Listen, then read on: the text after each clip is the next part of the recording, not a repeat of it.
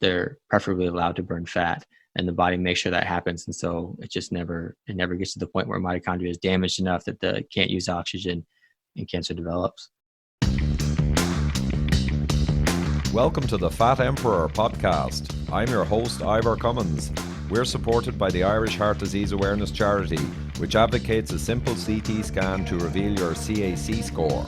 So, know your score and take action to prevent that premature heart attack. Everything you need to know will be right here. I'm here today with Dr. Stephen Hussey, and I noticed he did a tweet a couple of weeks back about heart disease and cancer and connections between the two. So we struck up a conversation, and then we decided we'd have a chat about it here. And I think it'll be very interesting. So great to meet you, Stephen, on video. Yeah, good to meet you as well. It's happy to be here. Great stuff. Well, this one, heart disease and cancer, I've a kind of an interest in cancer, but I'm overwhelmingly, because I work for Irish Heart Disease Awareness, interested in the calcification scan, atherosclerosis, and mainly heart disease as a modern degenerative disease. But cancer I'm interested in, but I found whenever I discuss it online, I sometimes get attacked by the arch skeptics, shall we say, who hate anyone talking about cancer and diet and sugar and how it might be caused by lifestyle and diet. So I kind of steer clear of it a little. But I think what you raised there was a very interesting thing, how the two may be connected. So maybe in kind of layman's terms, somewhat, for the mass audience, discuss the whole ideas that we were raising there. That'd be great. Well, first, I've done a lot more. I've had a lot more interest in heart attacks and heart disease because of my own personal story and how, because I'm type 1 diabetic, so I've been told my whole life I'm predisposed to that sort of thing. And so I've really looked into what I can do to prevent heart disease. But I'm just interested in health in general. So I look at anything. And so, I came across Dr. Seyfried's work up in Massachusetts and how he's, cancer is a metabolic disease. And then also he really builds off the work of Otto Warburg, who I think back in the 1920s or 30s won the Nobel Prize for showing that cancer kind of has this shift in metabolism, which is now dubbed the Warburg effect. So basically what happens is, kind of the way I see it and what I kind of wrote about in the blog is that, when you're a zygote, a sperm and an egg come together and that implants onto the side of the uterus. But before that happens, the cell that, our first cell doesn't have an oxygen supply. And so what it is kind of this rapidly dividing anaerobic, meaning without oxygen, and undifferentiated cell, which is kind of what sounds like cancer, what cancer cells are. But then as soon as that cell gets an oxygen supply, as the diffusion happens from the mother's blood supply, then that cell becomes aerobic. It can use oxygen. It can differentiate into different types of cells. So it becomes a liver cell and a skin cell and those types of things. And has more controlled division. And so to me, it means that the ability of the cell to use oxygen is key for preventing cancer. And what structures in our cells allow us to use oxygen are mitochondria. They're there so that we can use oxygen and then harvest the bonds from our food, the chemical bonds stored in food, so that we can make ATP and make energy. But if those mitochondria become damaged, then the cell is kind of forced to, since it can't use oxygen, it's forced to revert back to what I think is kind of an older way of doing things, which is what it was whenever, it was that zygote before it implanted onto the side of the uterus. And so it's kind of like this survival mechanism. The cell wants to survive. It doesn't want to die. So it does this short-term fix, which is, to become this rapidly dividing anaerobic without oxygen, undifferentiated cell. And that is cancer. And I think it all stems from the inability of our cell to use oxygen. So things we're doing in our lives can damage mitochondria to the extent that our cell's forced to do this other thing. So obviously it's a survival mechanism short term, but not so great long term. But it's just kind of how the cell's programmed. So that's the cancer side of things. So since I've spent so much time looking at heart disease and the series of events that I think causes a heart attack, I think is very relevant because I believe it's a shift in metabolism as well. It's a kind of a forced shift in metabolism that leads to a certain series of events that causes tissue death in um, in heart tissue, and then it's not as often as we think caused by a severe stenosis or plaque formation. So Right. And I think it's probably broadly acknowledged, well, I don't mean acknowledged, but broadly believed that, 60 or 70% of heart attacks are plaque rupture related with a sudden blockage of an artery, and that causes lack of oxygen and flow to the muscle of the heart and the heart attack. And then another 30 or 40% can be electrical or metabolic or something else. So we can probably argue over the percentages, but you believe that quite a large proportion are related more to a metabolic crisis in the heart, and perhaps not so much uh, a percentage related to plaque rupture. So maybe talk about that crisis in the heart that occurs and what's going on there. yeah, well, first I'll talk about the work that I looked at that kind of showed me why, or put doubt in my mind that it was these blockages or plaques that was causing most of these. And that was the work of a guy named Giorgio Beraldi, who is an Italian medical doctor who did research at University of Milan, I think it was. He spent his whole life doing autopsies on people who died on their hearts, doing autopsies on their hearts, whether they died of a heart attack or whatever, anything else, And he found really interesting things. He found that, some people had, complete stenoses of arteries and they did not die of a heart attack. They died of like an accident or some other disease. Um, and they had never complained of heart. They had no medical history of heart disease whatsoever, but they had complete stenoses of these arteries. He found things like the heart, people that did die of a heart attack, their heart attack happened, say over here, an area of the heart where like the left circumflex artery supplies blood, but the blockage he found was over in the anterior descending artery, so it didn't make sense. Or he found that there was a plaque formation, but it was really old, and the heart attack had just happened. So it was obvious that the plaque had been there a while. The clot formation had been there a while, but the heart attack just happened. Or he'd find things like there was a plaque formation or a clot in the area where the heart attack happened, but the death of the tissue in the area was way bigger than the area that was restricted in blood flow. So lots of things just weren't matching up, and so he did probably thousands of these autopsies. And what he did was he took a plastic cast material and he injected it into the arteries of the heart, and then I think he heated it and it hardened. That caused it to harden, and then he dissolved away the tissue on the outside, and he had this perfect cast of the arterial system of the heart.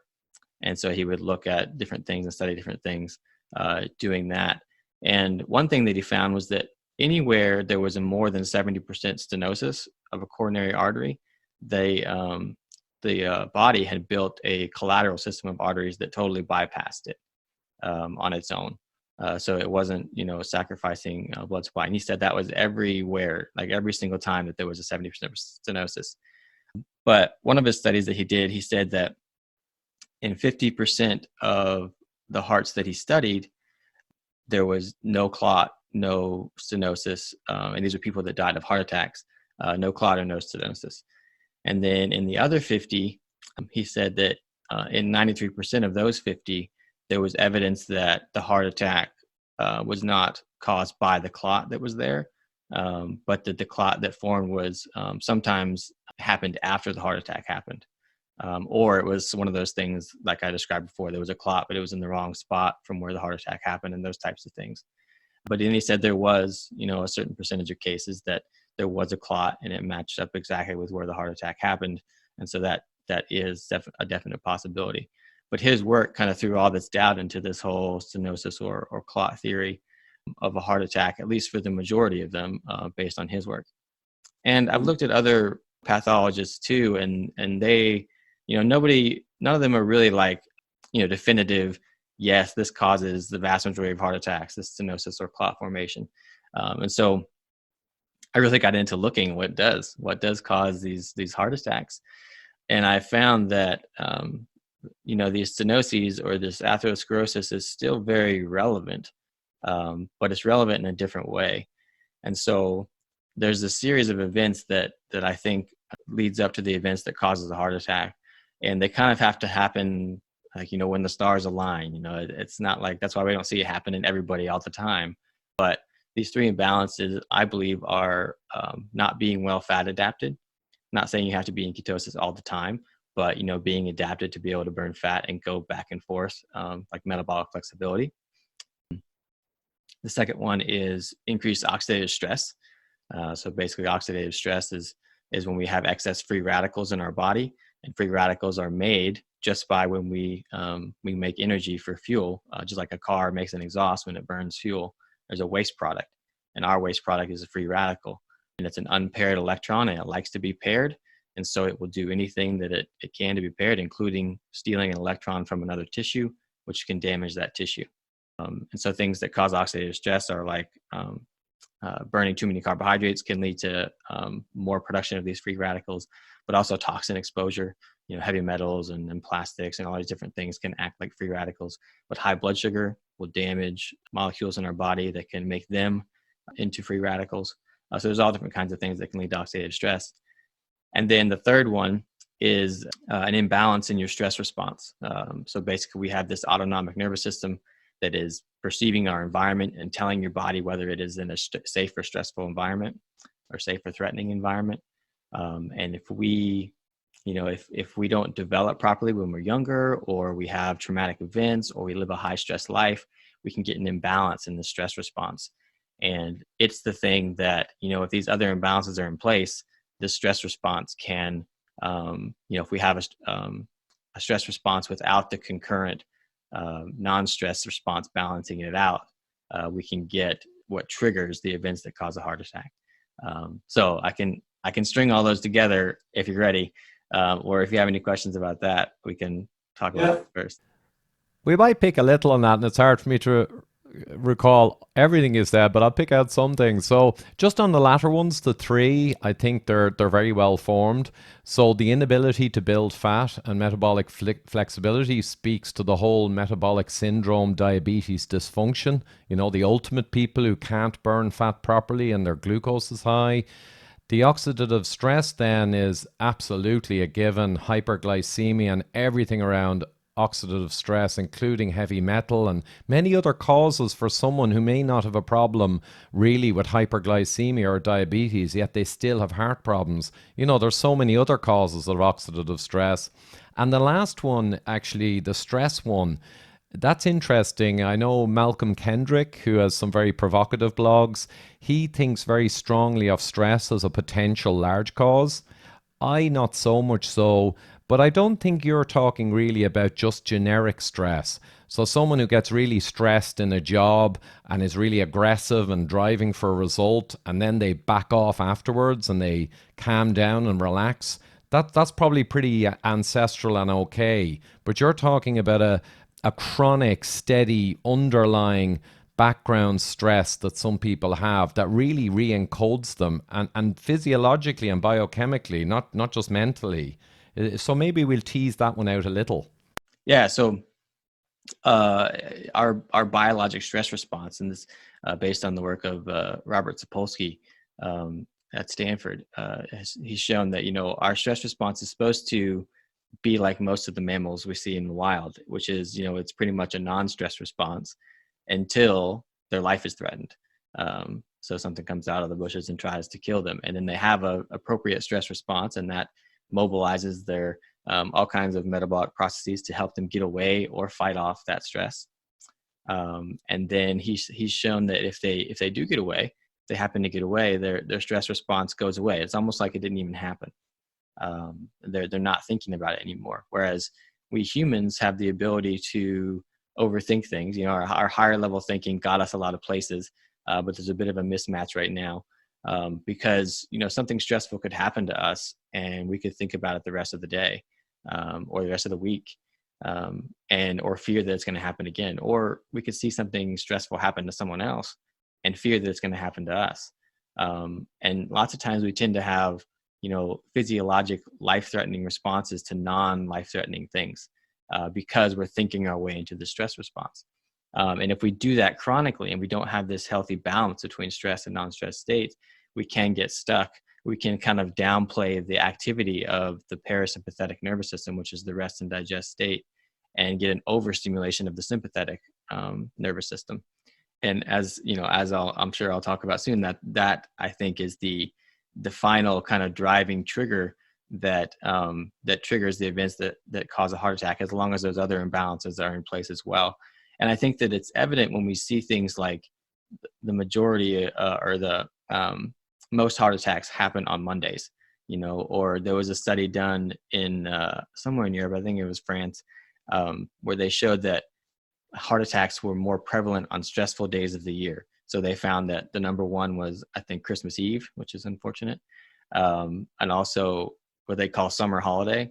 And then sporting events were a big trigger for heart attacks, apparently. And then they also found Mondays as well. So I think I mean, it's just an association study, so you can't, you know, prove causation, but just that we see that association, I think means that there's a pretty important aspect to this stress response, provided those other imbalances are in place as well. Yeah, and kind of the way I'd look at it is it's a contributory factor. There's many, many potential factors. So you might get those associations because it's certainly contributing acutely and chronically. But then you've got loads of people who are actually quite relaxed and don't have issues. They get a massive heart attack because the other big factors have taken them down regardless of that one. So, you know, it's going to be a proportion where that's important. That's fair enough. And on the, just circling back to the only other thing from your initial summary was, oh, the causes. Yeah, Dr. Joseph Kraft, who I think you're familiar with, myself and Dr. Gerber interviewed him back in 15, and he did 15,000 insulin assays, and he was a pathologist and a chairman of the pathology department, and basically a lifelong pathologist with enormous experience. But he actually himself tied many heart attacks to the tiny vessels in the IV septum, the intraventricular septum of the heart, and that hyperinsulinemia and hyperglycemia would damage all these microvessels, and then occlusion of those, or vasculitis of these little vessels in the heart's rhythm center, the IV septum, could trigger many heart attacks and sudden cardiac deaths. So I think the point is well taken that there's many different causes. But absolutely, it's probably time for you to get into your favored one around this metabolic problem that could cause many heart attacks. Well, even that one that you're describing there, like, you know, insulin resistance and insulin issues, that's a metabolic issue. You know, like that's a problem with our metabolism. If insulin's too high, then, you know, we're fueling our body on the wrong things. But yeah, so you know, we'll look at these three imbalances and how I think they directly lead to one cause of a heart attack. And so let's say the person is relying on carbohydrates, you know, and the heart it really prefers to burn fat and ketones. And I have multiple studies that show that. And I think it has these mechanisms in place that allow it to be, it's almost like the body wants it to be the last thing to have to be forced to burn too much glucose, because it burns some glucose, but predominantly it burns fat and ketones. And so, like, one being that a chylomicron is, you know, uptaken by the digestive system, and well, it can't really be uptaken, so it's put into the lymphatic system, and that drains pretty much directly into the heart, and it has to go into the lungs first, but then it comes back, and the first tissue that it goes to is the heart. So it's almost like the body's giving preference to those fatty acids in a chylomicron to the heart. And then also, I found a study recently that shows that the heart has this signaling mechanism that allows it to communicate directly with fat cells. So it's almost like if it gets to a point where it's having to burn too much glucose, that the signaling pathway happens and mobilizes fats and fat cells, maybe to allow it to burn more fats. Because as we'll see, I think if it's forced to burn predominantly glucose, bad things can happen. And so, so that's the first thing is let's say someone is relying on carbohydrates. So I think that they're, you know, if this series of events happens, they're just more likely for the heart tissue to convert to predominantly burning glucose. Now, the second thing is the oxidative stress component of it. So oxidative stress is doing a few things. One, I believe it's damaging the lining of the arteries. It's one of the things that causes that damage, and then the body reacts by building up cholesterol and minerals and things to kind of patch up that damage, and we get this atherosclerosis. But the problem with that is that the endothelia, the lining of our arteries, is what's responsible for making nitric oxide. So if we get a lot of damage to these tissues, they can't make nitric oxide at the amounts that they need. And also nitric oxide can act like a antioxidant, neutralizing these free radicals. So if we have high oxidative stress, we're taking care, or we're getting, or we're depleting our nitric oxide. And nitric oxide is very important because it dilates the blood vessels, which is one thing that it does. But also, it's necessary for that stress signal I was talking about, for the sympathetic signal to get into the cells. It doesn't need any kind of thing to help it relay the message to the cells. But for the parasympathetic, which is our rest and digest state and signal, it needs nitric oxide present to get into cells. And this is some of the work of Stephen Porges showing, studying the stress response on the heart and in mammals in general. But without that nitric oxide present, we don't get that parasympathetic signal. So usually what should happen is if we get a really stressful event and we're having a stress response, we get this surge of sympathetic activity to the cells. And here I'm talking specifically about heart cells. And then we would always get a lesser signaling of the parasympathetic as well. They're always balancing each other out. They don't allow each other to get, the cell to get too strong of a message from either one. But if that nitric oxide is not present, then we can have a stressful event like I talked about in that study, like Christmas Eve or like a sporting event or something like that, that can trigger that stress response, and we get a surge in the sympathetic activity in the heart cell, and we don't get the parasympathetic. And so what happens then is just like when we get a stress response, like if something's threatening our life, your body does things to help us get away from that. And one of those things is converts to burning glucose, because it's quicker to burn, give us faster energy. So ideally we get away from that threat, we fight it off or get away from it quicker or more efficiently. And so like that's the same kind of thing that happens in our muscles. Like when we go for a run, we get this, we start burning glycogen that's stored in our muscles, and we start burning glucose, and we get a buildup of lactic acid and hydrogen ions, which causes muscle burn. We feel that when we go for a run. And but luckily when we go for a run, if it's too much, we can just stop, and the lactic acid and the hydrogen it's pumped out, but for the heart, if it gets that signal and it starts burning predominantly glucose, and we get this buildup of lactic acid and hydrogen ions, it can't just stop beating. And so that's a problem. So that burning that we feel in our chest, the angina, I think is the heart being forced to burn too many carbohydrates and getting that buildup of lactic acid. And if it happens to an extent where it creates this huge surge of burning glucose because of a stress event that happens, and we're not well fat adapted, and we don't have that nitric oxide, then we can get this massive buildup of hydrogen ions and lactic acid. And that does one of two things. I'm not exactly sure what happens, because I've seen evidence for both of these, and it could be both. They could happen both. But the big thing is that the shift in metabolism is what does this. So one, the buildup of lactic acid and hydrogen ions causes a swelling in the heart tissue. And that swelling changes the pressure gradient. So usually the pressure is higher coming from the arteries into the tissue, but now the pressure is higher in the tissue, and so the blood's not allowed to get in, and so that causes a tissue death. But I've also seen that in some heart attacks, or they were able to induce heart attacks, I think in mice, where they didn't change the oxygen at all, so they weren't depriving blood flow at all. And so the other theory is that, and there's plenty of evidence that shows that when we mess with calcium to heart cells, we get arrhythmias, we get all kinds of issues, because calcium is what allows the muscle cells to contract. And if they can't contract, we get issues. And so the other thing is that this lactic acid interferes with calcium's ability to, bind to troponin and then cause the muscle fibers to contract. Or it interferes with calcium's ability to get into the cell for whatever reason. And so that can cause the inability of the cell to contract, and we get tissue death as well.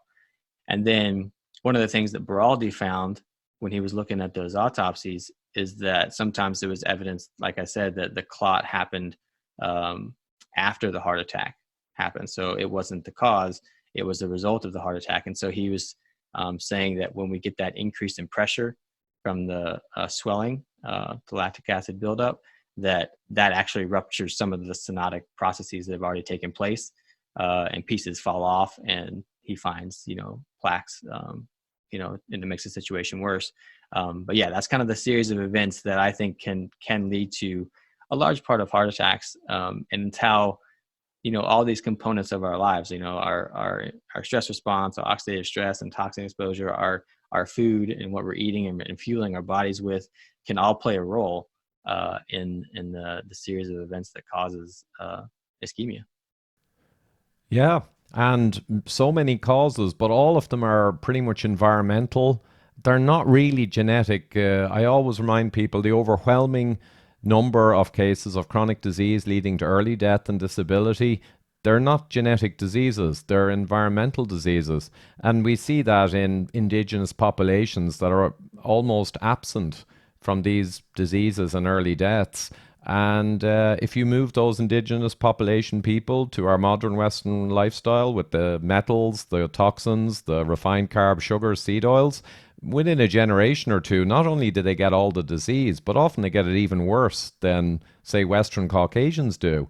So it's a point well made. This is not genetics. This is all environmental. And the question is, what can you do to optimize your environment like an indigenous person, I guess? Now, there's just one thing I'll pick up on there. When you mentioned calcium, you're talking about elemental calcium and all of the reactions it partakes in. Obviously, in contrast to the coronary calcium CT scan that sees the calcium in the plaque, just for listeners. But another interesting thing is that, and we talked about this earlier, that the coronary calcium scan results showing the plaque burden has an incredible predictive power for heart attacks, but also for all-cause mortality and other issues. So the coronary calcium scan result is the perfect test to predict your risk. But as you say, many heart attacks may be still due to the same causes. You still got there by doing things which drive up your calcium score, but not all of them by any means are due specifically to a plaque rupture. And yet, the key thing is that when you do the wrong things, like getting oxidative stress, metal contamination, or not being able to burn fat, if you're doing any of the bad things, you're simultaneously going to tend to drive up your coronary calcium score because you're going to drive a load of plaque. So, I think that the calcium score is telling us, how much damage we've done to the lining of an artery, because it's the body's forced to patch that up with cholesterol and calcium and various other minerals and things, and that's because of the oxidative stress we have. So I think that score is telling us how much oxidative stress we're exposing ourselves to, and we need to do things, change our lifestyle to minimize that oxidative stress. And then also, I think that it's telling us that we're not eating enough good fats. And by good fats, I mean like good sourced animal fats are going to have really high vitamin K2, which is responsible for taking those minerals and shuttling them where they need to go, which is the bone. And if they can't do that because we don't have the K2, because I think there's like a massive K2 deficiency in westernized cultures, then we're going to get even more deposits in our arteries, because there's all these minerals floating around that can't get where they need to go. and interestingly, I've been going into the kind of biomechanics of calcification processes in the past couple of weeks because, well, to cut a long story short, we're seeing reversals of calcification. So I'm getting really interested in understanding the deeper mechanisms of depositing and indeed egress or removing calcium from the arteries. But interestingly, I have some papers now that say that not only is the calcium put in to stabilize, it's recruited in with a full bone matrix formation process, a response to injury, if you will, which makes sense. But the calcium, ironically, the presence of calcium can cause a knock-on inflammatory effect in the surrounding tissue. So like you said earlier, everything's in balance, but things can both be an attempt at curing and also having non-intended inflammatory consequences too. Like our immune system is triggered for inflammation to fix a problem, but if it's chronic, it can kind of lead to furthering the problem. So it's a fascinating, everything, the arrow of cause kind of moves all directions, really, doesn't it? Yeah, it totally does, and that's really interesting. I'm really fascinated to see what all you come up with and that work. Um, but yeah, you also mentioned too, like what we can do to prevent these things and rebalance these imbalances. And so, Just a quick break to remind you that this podcast is only possible due to funding from David Bobbitt and the Irish Heart Disease Awareness Charity. For middle-aged people, it is imperative to find out your heart attack risk by getting a CT scan of the heart and your CAC score. The new ihda.ie website has all the scan resources. Please support us by visiting and sharing widely. Knowing your score, you can take action to stop the disease process and save your own life. It can even be as simple as removing sugar, refined carbs, and seed oils, i.e., processed food, from your diet. And now we return to the conversation.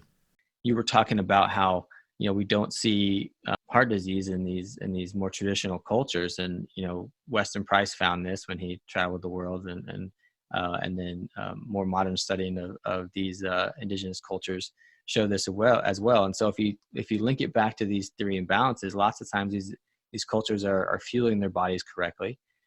They're eating lots of high fat foods, and yes, they eat some carbohydrates too, but evidence has even shown that in our evolution, human evolution, we were relying on fat, and that's what made us human. And so these modern cultures, are not living in the environment that ancient humans were living in. So they're having to rely, I think, on some carbohydrates and things like that. But still, they're able to fat adapt. They can go back and forth because they're not scared of fat like our culture is. So that's one thing. The other thing is that they're living out in nature, in much more natural environments than we are, and they're not exposed to all these toxins that we're exposed to. They're not exposed to the heavy metals and the plastics and the artificial fragrances and all these different things.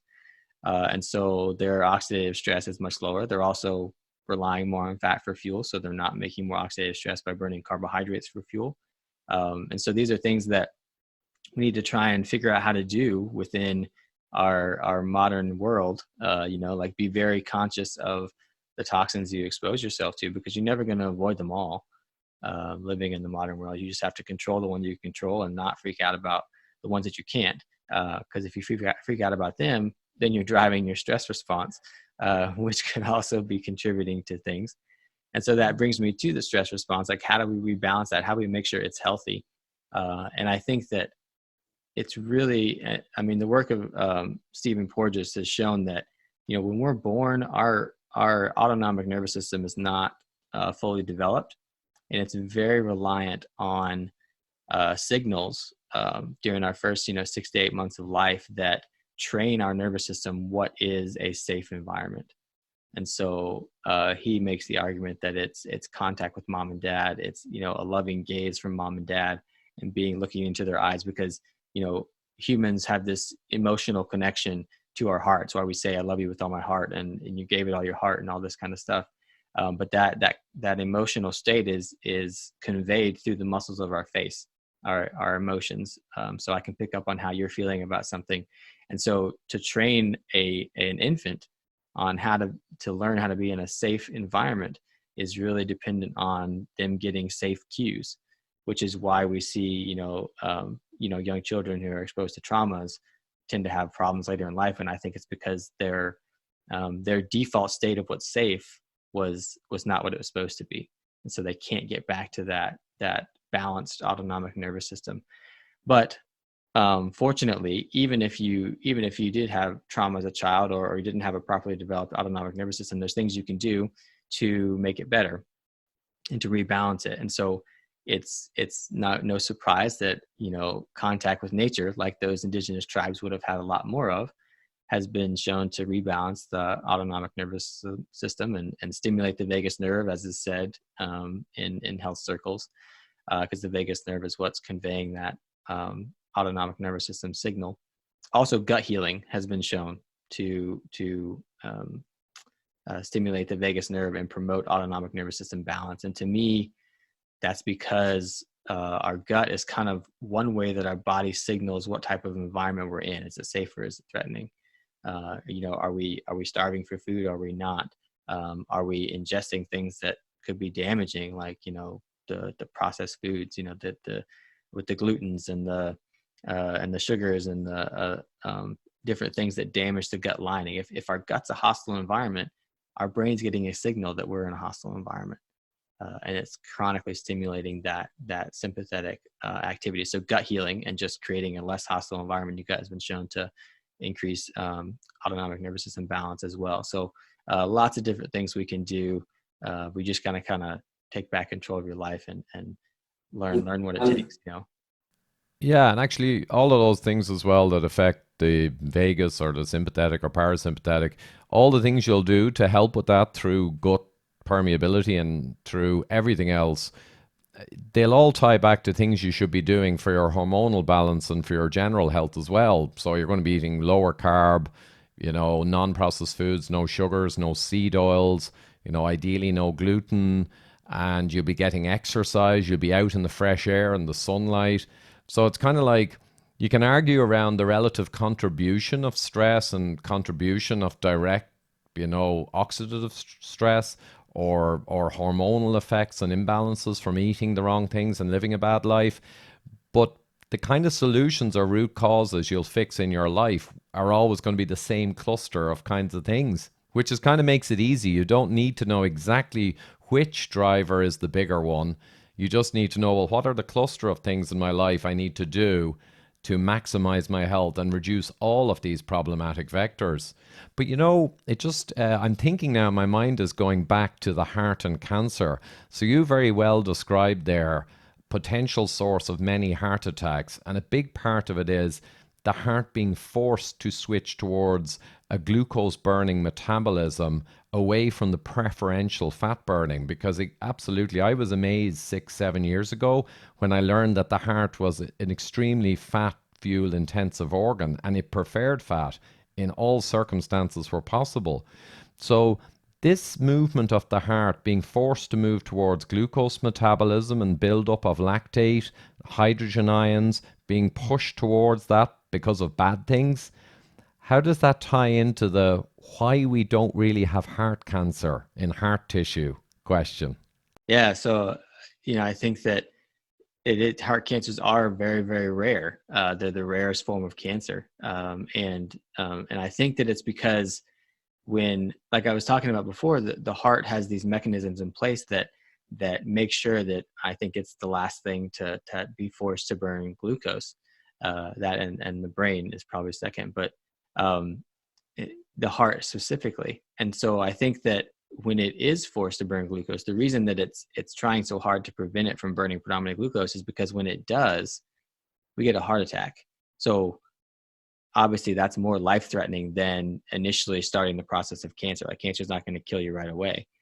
And so what I think is going on is that, there's no chance for the heart to develop cancer, because when it's forced to burn glucose, a heart attack happens. And so, there's no chance for that process to happen. And I think that I've done some looking, and a lot of the cancers that do happen in the heart are like, they're like connective tissue cancers. They're happening like on the periphery of the heart. They're not really happening in the muscle cells, but some do happen in the muscle cells. I mean, that's a thing.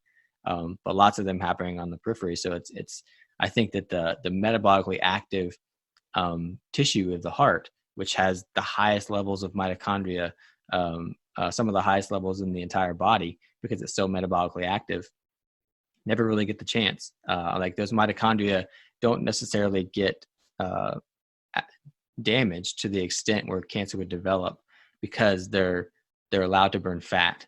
They're preferably allowed to burn fat, and the body makes sure that happens. And so it just never gets to the point where mitochondria is damaged enough that they can't use oxygen and cancer develops. It's a really interesting concept and an hypothesis. And when I saw it as a couple of weeks ago, I was struck by it because I knew all about the heart in terms of preferentially burning fat. And I largely knew about the problem if it's forced to burn glucose, but I never put it together like that. And there's a controversy around cancer being a metabolic disease based on mitochondrial damage and dysfunction. A lot of the world's cancer business likes to see it as a genetic disease with magical genetic treatments. though the last 30 years have been very disappointing in that regard. But I was struck once by, I don't know, was it Seafried? I think it was Seafried. And they did an experiment in the lab and they got cancer cells and they got the nucleus from malignant cells and put them into other cells. And cancer did not result in the other cells by swapping the nucleus and all the genetic material with all of its supposed, genetic issues causing cancer. And then they took the cytoplasm or the cell volume from the malignant cells, which had all the mitochondria, and they put that in a healthy cell and left the healthy cell with its own nucleus, all its genetics, and they turned those cells, normal cells, cancerous, or they died and self eliminated themselves. And they also did the other side, vice versa. And they pretty much elegantly showed that whatever about your beliefs on cancer, it's largely centered in the cytoplasm, the mitochondria, and the cell contents. And it's not actually really the genetics.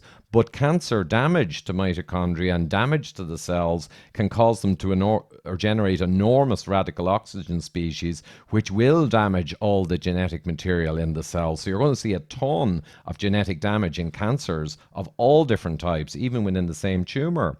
So if you kind of take that and say, okay, it's primarily mitochondrial problem, like you say, that the mitochondria become dysfunctional, and that's kind of one of the big things in cancer.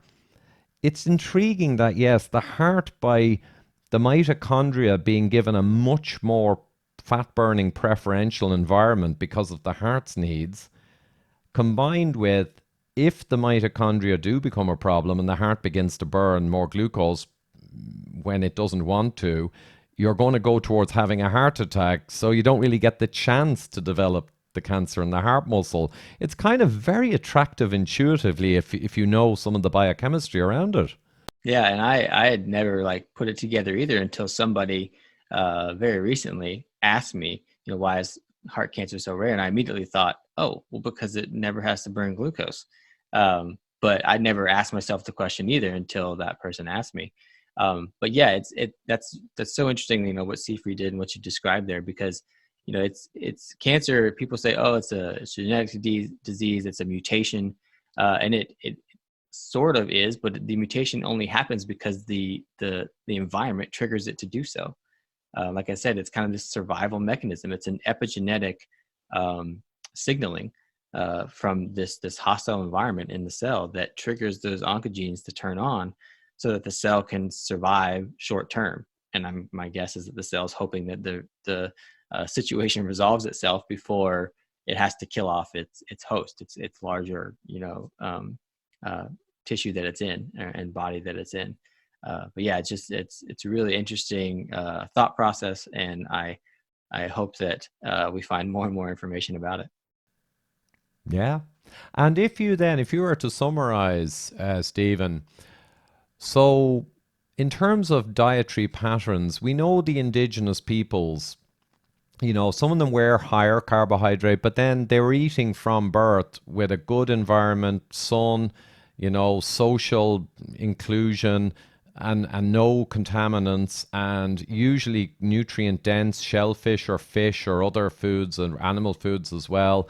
They had a load of advantages, and exercise and being out there in the sun and the air.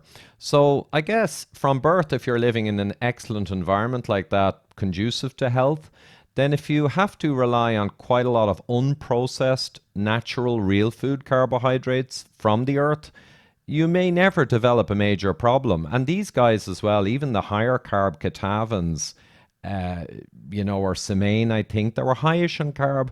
Their blood glucose remained dead low. Their insulin was low. They had zero metabolic syndrome. So they were managing to eat quite a lot of unprocessed real food carbohydrates. But if you take the modern population, let's be honest, the majority now of over 45s in America, from CDC figures, maybe 65%, are essentially diabetic from glucose measures. So if the modern Western population, the people most at risk in their 40s and 50s, are mostly diabetic, what diet would you prescribe for them to minimize the risk for chronic disease, this phenomenon in the heart you describe? What kind of diet for those type of people who are at the most risk? Yeah, I really like that line of thinking. I mean, I wrote a book about called The Health Evolution, and it's basically explaining how there's this mismatch between our Western environment and our evolved physiology, and those people living in that environment would have had all the benefits of their body developing in the proper environment. And so you're right that they probably can rely on carbohydrates a little bit more. And I was reading a book by Jared Diamond, who spent a lot of time in New Guinea looking at those tribes, and he said that lots of them eat, yams. Like they're a large proportion of their diet is yams, and they're also eating animals and lots of animal fat, but they're eating that as well, and they're perfectly healthy. And so it becomes difficult when you're recommending, what I think everybody should eat, because it depends on I mean, it depends on where your ancestors came from, like, and if they developed those genes, because some people are more tolerant to carbs than others.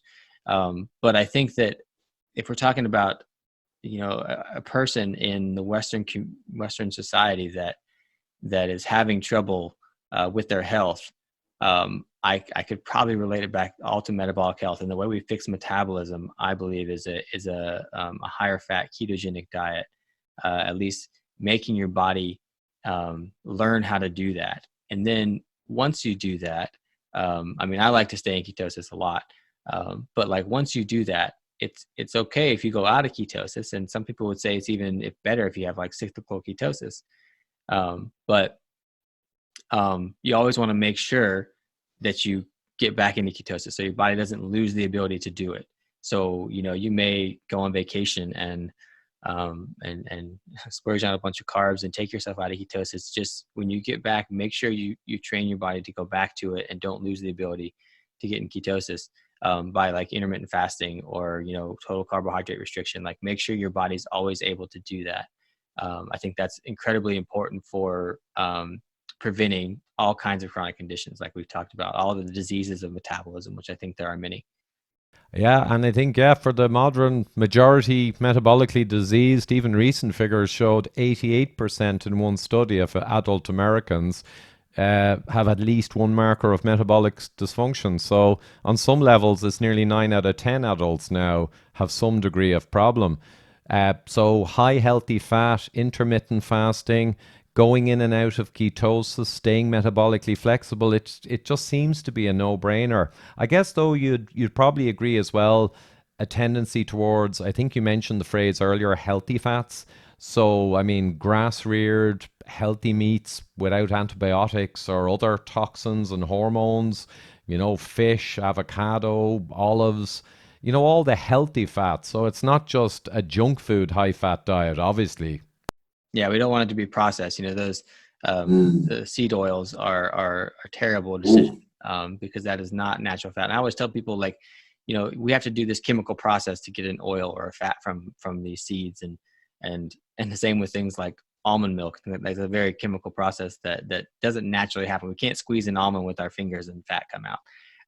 But the fats that nature makes, whether it's the lard or beef tallows or the butters, if you want to do dairy, or ghee, or just the bone marrows, all these different animal source fats. We should not be scared of saturated fat, and we should realize how our body loves it, and it often comes with fat soluble vitamins, which are there's a huge deficiency of those as well. But we just got to make sure that we're staying away from those processed fats, the ones made by factories, and going back to the ones that nature made and that come naturally. So And naturally, and packaged largely as they were in their original form as well. Like you say, too much extraction of liquefied pure fats, perhaps losing some of their nutrients. Not a great idea. I'm not so sure about, piling in extra oils into my coffee or anything. I'd rather get them from the real food, ideally. I guess the holy triad for me, and I've often mentioned it, is the triad of disease: sugars, refined carbs, and seed oils, vegetable oils. And those three are honored by inclusion hugely in most modern ultra processed foods. And that's where a lot of our dietary related problems are coming from, I guess. If you just eliminated those three and the ultra processed foods, and ate real food, you might not have to be too worried about being hardcore ultra low carb. That might be just enough for the majority.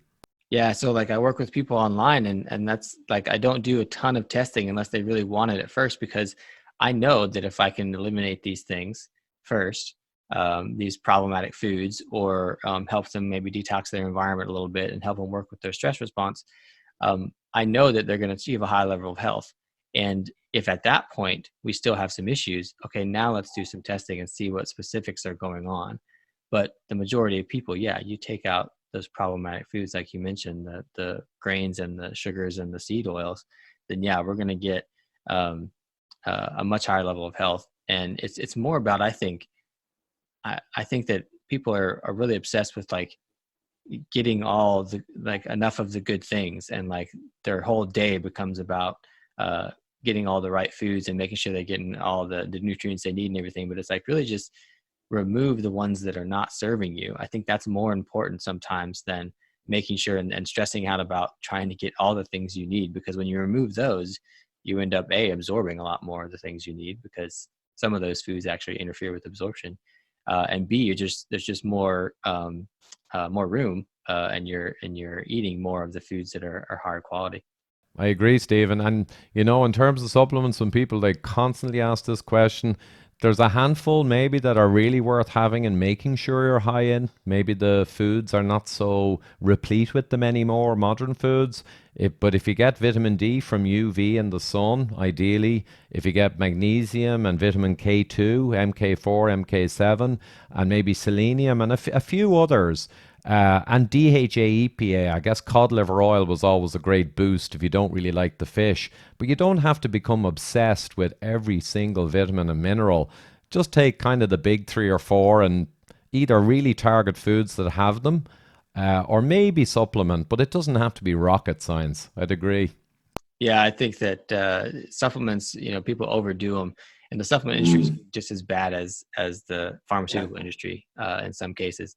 And people make the argument that, um, you know, uh, people living a long time ago, these indigenous cultures, like they don't use supplements and they're perfectly healthy, and I would agree with that.